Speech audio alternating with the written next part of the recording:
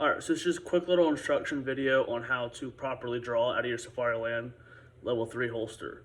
Now, you might have been issued the Blackhawk holster previously, the Serpa, which is a lot more ergonomical as far as breaking the retentions or defeating them. That's a better use of the word. But the Safariland holster is 1,000 times safer, and they're just more proven. Now, it might be a little slow at the start. It's a little awkward movements and not very ergonomical or biomechanically efficient. But with practice and time, using good practice and the right way to do it, like I'm going to show you here, you can become fast and get your gun out quickly. Let's go ahead and get started. Alright, so we're going to start from the side angle. So this is all going to depend on how you set up your duty belt. You're going to have to change some stuff around. Maybe you're going to change where exactly you put your holster. For me, for my body mechanics, I wear it pretty much right at my hip line. So for me being left-handed, right at about 9 o'clock. For you being right-handed, that might be 3 o'clock.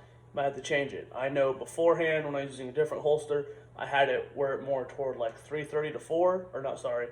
I guess that would be 8:30 for me, 8 to 8:30. Just how you had to operate the retention. So the way we do it with the Safariland level 3 holster. So obviously we start in our interview stance, and then our offhand goes to our chest. I'll do this face on with the camera too so you can see that. And then our dominant hand, it will come straight down on top of the gun. Now, when we come straight down on top of the gun, as you'll be able to see when I get closer, this part of my thumb, as it's coming down, it's pushing down on that first retention, and it's going forward. When it goes forward, it completely breaks that retention, and my hand is on the very back of the gun as high as it possibly can be. And then my thumb, this part of my thumb, the very bottom of the joint, is already on the ALS retention, the last part of the retention. So from here, we just push back on the button, pulling the gun straight up, and we broke the retention. Then we drop the elbow, hands come together, push out, and then reholster is the same exact motion. So I'll do that face on for you, try and do it a little closer so you guys can actually see the holster. So we come straight down, push forward, draw straight up, elbow drops, push out, and then reholster. Try and do that with one more camera angle. Alright, so here's the camera angle looking straight down on it. So this is the first level of retention that we have to break. So when we come straight down on the gun, we push that down and forward.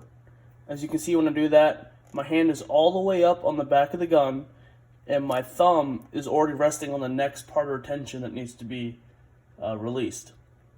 Now all I have to do to release the gun is pull the gun straight up while pushing my thumb against that brake, which allows me to take my gun straight up.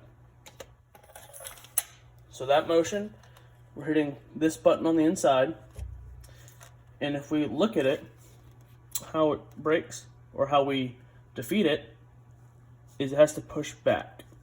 Okay? So if you think of it this way, when you push it back, that's you pulling the gun up. If you push it forward, the gun doesn't come up. If you try and just pull on it, the gun won't come up.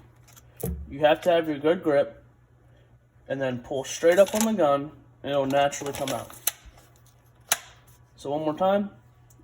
We come straight down on the gun. Our thumb hits the first level of retention. Push down and forward. And we get our full grip. Pull the gun straight up, and the gun comes out.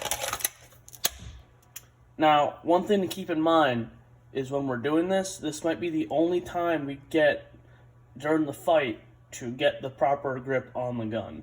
So it's very important that we do it while it's in the holster.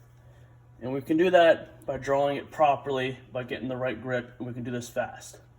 So we go straight down, push down on the hood, pull up on the ALS, and gun is out. So again, we're using our thumb to push this forward while getting the full grip on our gun. Once we push that forward, the web part of our hand gets as high up on the back of the gun as possible, right here on the beaver tail. Just like that. And then, literally, on this joint right here, on the thumb, in between here and the bottom part of the thumb, we'll be resting on this button. This is the ALS, this is the last level retention. Once we get to there, we just pull straight up, and our gun comes out of the holster. Like I said, this is going to take time, it's going to take practice, but you're going to have to get good with it because your life could depend on it. Okay, so I hope that little tutorial instruction video was helpful. You guys should be doing practice at your house, in your apartment, wherever you are, while you're doing your 4 weeks of in-house stuff, whatever you're doing. Y'all should definitely be practicing, especially if you're new to carrying in a Safariland holster. Even if you're not, you should be practicing every day.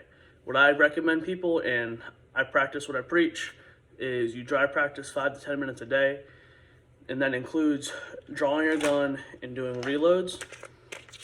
Okay? You guys don't have firearms yet. You guys probably just have blue guns. So just practice getting your gun out and doing draws. You're not going to get fast by not doing it. And this is a very perishable skill. And not only your life could depend on you drawing your gun out, but the students on this campus and everyone out in public and your fellow officers here, lives depend on you getting your gun out too. So be efficient, be proficient, and practice. Do your due diligence. See ya.